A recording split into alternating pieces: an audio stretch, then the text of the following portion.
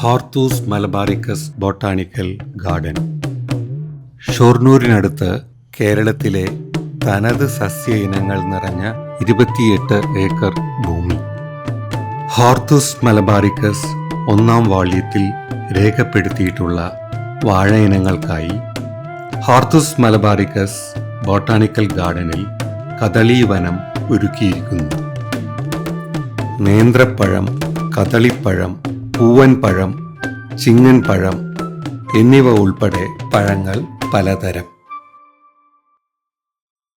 ധാരാളം ആൻറ്റി ഓക്സിഡൻറ്റുകൾ അടങ്ങിയ വാഴയില ഭക്ഷണം വിളമ്പുവാൻ അത്യുത്തമമാണ്.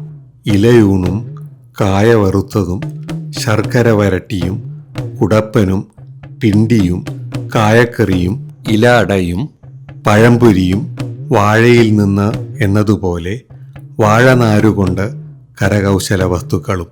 വാഴപ്പിണ്ടിയുടെ നീര് അത് നമ്മുടെ സ്ത്രീകൾക്കുണ്ടാവുന്ന വെള്ളപ്പൊക്ക് പോലത്തെ അസുഖങ്ങൾക്ക്, പിന്നെ അതുപോലെ മൂത്ര തടസ്സം, മൂത്രത്തിൽ ഭയങ്കര ചുട്ടുനീറ്റൽ, അങ്ങനത്തെ ഉള്ള അവസ്ഥകൾക്ക് കൊടുക്കാൻ പറ്റുന്ന ഔഷധമാണ്.